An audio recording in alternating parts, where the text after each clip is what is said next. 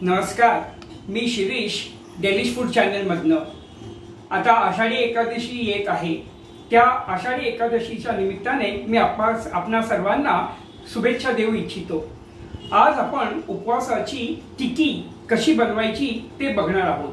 त्याच्यासाठी मी इथे ही भगर घेतली आहे, जिला मी शिजवून घेतलं आहे थोडंसं मीठ घालून.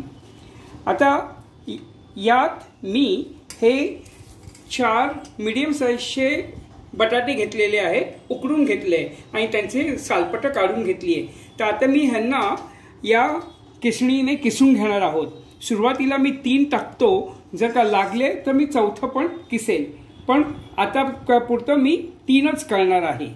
हे बघा, हे 1 वाटी शिजलेल्या भगरीमध्ये मी हे 3 मीडियम साइजचे बटाटे किसून घेतले. किसल्याने काय होतं, त्यातल्या गुठळ्या राहत नाही. आता यात मी हे 2 टीस्पून किसलेलं नारळ घालत आहे. जर का तुमच्याकडे हे किसलेलं नारळ नसेल तर ह्याच्याऐवजी तुम्ही यात पनीर पण घालू शकता. नंतर मी 1 टीस्पून जिरं घालत आहे. नंतर यात मी चवीनुसार उपवासाचे मीठ घालत आहे. आता या भगरीमध्ये शिजवताना मीठ घातलेलं आहे, त्याप्रमाणे तुम्ही मीठ घाला. ते साधारण 1 टीस्पून मी मीठ घातलेलं आहे. नंतर तुम्ही हे मीठ ह्याच्यात ॲडजस्ट करू शकता. नंतर यात मी ही काळी मिरीची पावडर बनवली आहे, ती मी 1 टेबलस्पून घालत आहे. तुम्हाला अजून जास्त हवी असेल तर तुम्ही टाकू शकता.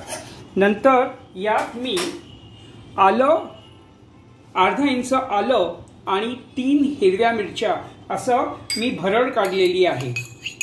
ह्याला मी कुटून घेतलं आहे. तर ही भरड यात घालत आहे.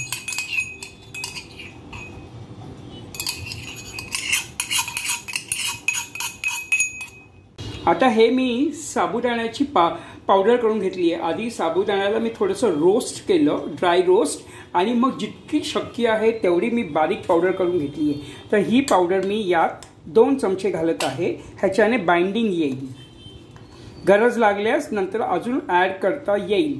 आता हे मी सगळं मिक्स करून घेत आहे. तर हे बघा, हे आपलं उपवासाची टिक्कीचं जे मिश्रण आहे ते असं मी मळून घेतलेलं आहे. आता या मिश्रणाला मी फ्रीजमध्ये एक 10 मिनिटं ठेवणार आहे आणि मग त्याच्यानंतर आपण टिक्की करायला घेऊ. हे बघा, हे फ्रीजमध्ये ठेवून मला 10 ते 12 मिनिटं झाली आहे. आता आपण ह्याची टिक्की करायला घेऊ. तर त्याच्या आधी मी हाताला हे असं तेल लावून घेतलं आहे आणि ह्याचा छोटासा पोर्शन घ्यायचा आणि हे असं गोल गोल करायचं आणि ह्याला एक टिक्कीचा शेप द्यायचा. हे असं थोडंसं प्रेस करायचं आणि नंतर हातावर हे असं असं करून ह्याला गोल शेप करून घ्यायचा. हे बघा, ही अशी टिक्की झाली तयार. अशाच मी सगळ्या करून घेतो. हे बघा, या टिक्की मी या अशा बनवून ठेवल्या आहेत. जास्त जाड पण नाही करायची आणि जास्त बारीकही नाही. हे इतकं पातळ असं ठेवायचं की त्या चांगल्या शिजतील. तर हे मी आता शॅलो फ्राय करून घेणार आहे. तर हे तेल तापवलं आहे. आता ह्या मी दोन्ही साईडने खरपूस भाजून घेणार आहे. ह्यांना शॅलो फ्राय करून घेणार आहे. हे बघा, ही आपली उपवासाची टिक्की किंवा तुम्ही ह्याला वडे पण म्हणू शकता, तयार झाली आहे. आता हे तुम्ही वडे किंवा या टिक्की तुम्ही दह्यासोबत किंवा उपवासाची जी स्पेशल चटणी असते, म्हणजे ओलं नारळ, शेंगदाणा वगैरे घालून जी केलेली असते, ती त्या चटणीबरोबर पण तुम्ही देऊ शकता.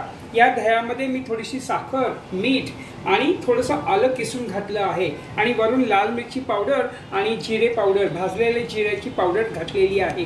आणि हे वडे किंवा हे टिक्की आहेत, हे करून बघा तुम्ही या आषाढी एकादशीला आणि सगळ्यांना खुश करा. जर का तुम्ही माझ्या चॅनलला अजूनही नवीन असाल आणि अजूनही सबस्क्राईब केलं नसेल तर प्लीज माझ्या चॅनलला तुम्ही सबस्क्राईब करा. आजच्या व्हिडिओला लाईक करा आणि हा व्हिडिओ जास्तीत जास्त शेअर करून हे टिक्की करून बघा तुम्ही. थँक्यू.